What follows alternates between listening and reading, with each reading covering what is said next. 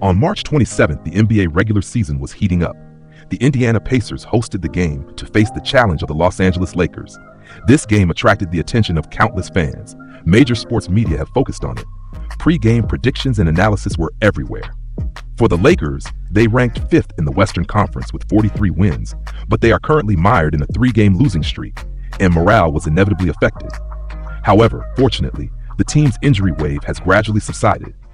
Most of the previously injured players have returned, providing a guarantee for the team's combat effectiveness.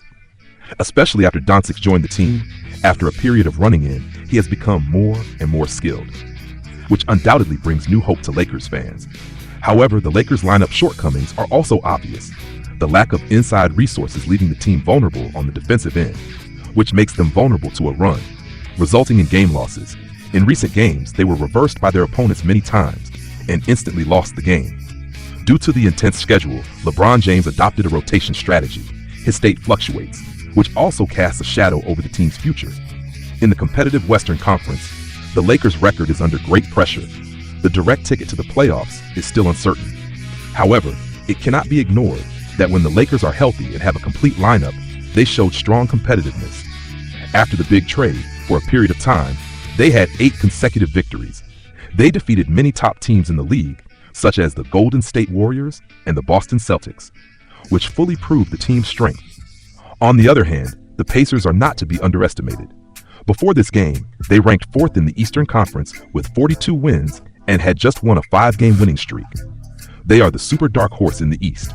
Looking back last year, the Pacers successfully reached the Eastern Conference Finals, showing their strong strength. The team's lineup led by Pascal Siakam and Tyrese Halliburton, led by 2 all-star players. The growth of young player Mathurin is also very rapid, which has injected new vitality into the team. Halliburton's recent form is even more fiery. In the past 10 games, he has a total of 119 assists, but only 10 turnovers. He can contribute 21.9 points, 11.9 assists. Shooting, 3-pointers and free throws are 56%, 49%, and 93%. Are among the best in the entire NBA history, which is enough to prove his dominance at the point guard position. In this game, both coaches made great efforts in arranging the starting lineups, have put in a lot of effort. The Lakers sent Luka Doncic, James Reeves, Banchero, Hayes. This lineup takes into account offense, defense, and rebounding ability, aiming to bring out the players' strengths and control the pace of the game. The Pacers sent Saber Cam, Halliburton, Tyrese Halliburton, Turner, Nesmith, and Nembhard. Their lineup is also balanced in strength, with excellent scoring and organizing abilities. The first quarter began. The Lakers won the jump ball and got the ball first. Hayes, with his excellent physical fitness, and made a slam dunk and successfully scored the first goal of the game. Then, Reeves used a lob shot in the paint area, scoring again for the Lakers. Hayes continued to pursue victory, ending with a one-arm decapitation-style attack, showing his strong dominance in the paint. The Pacers were not to be outdone. Nesmith made a long 3-pointer to open the score.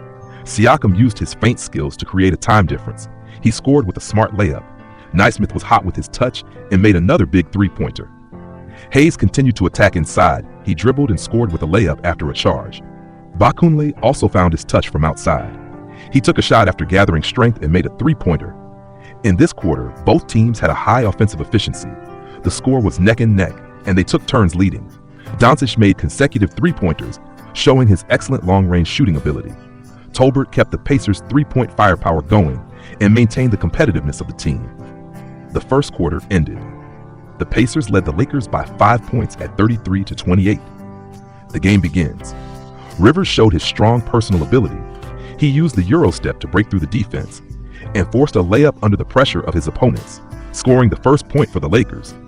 Connaughton hit a long 3-pointer from 45 degrees, responding to the Lakers' offense. Rivers didn't stop there. He accelerated by changing direction and made a layup in a shooting style. Nembhard made a one-man break in the counterattack and took off to score a 2-point shot. With his aggressive playing style, he continuously attacked the basket to create fouls, leading the Lakers to gradually gain the initiative.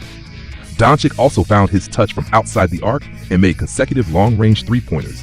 They were on fire. In this quarter, the Lakers scored a 42-point attack wave.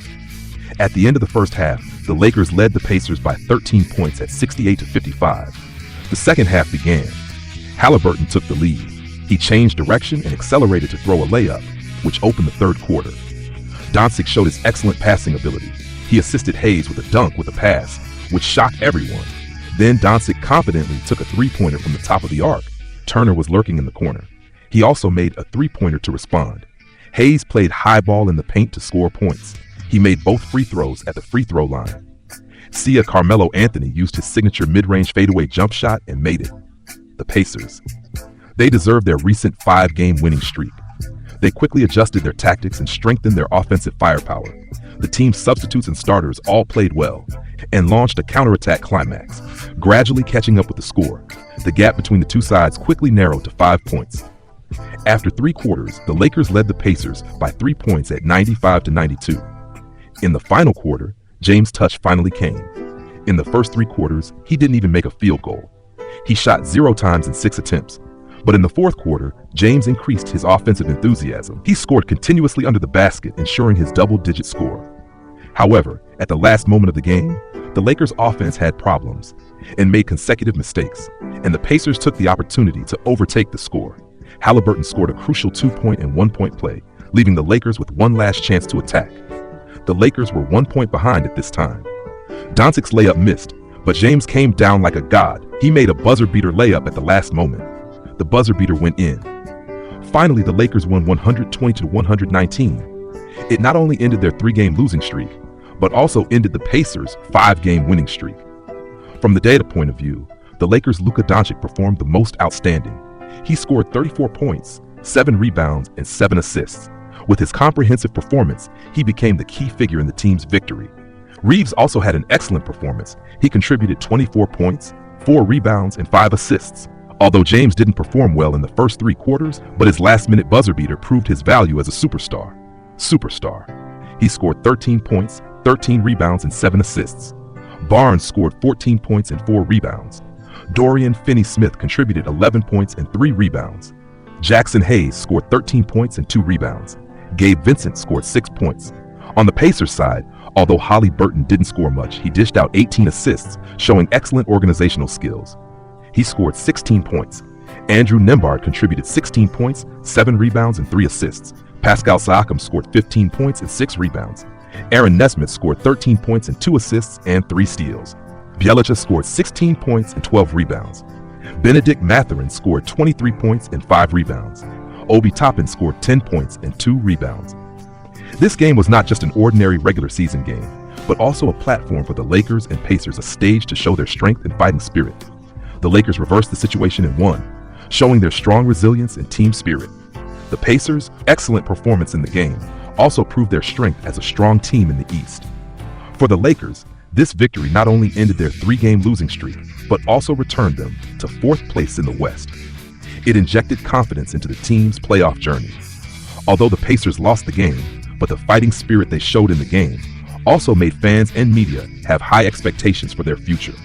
I believe in the future games, both teams will continue to work hard and bring more exciting games to fans.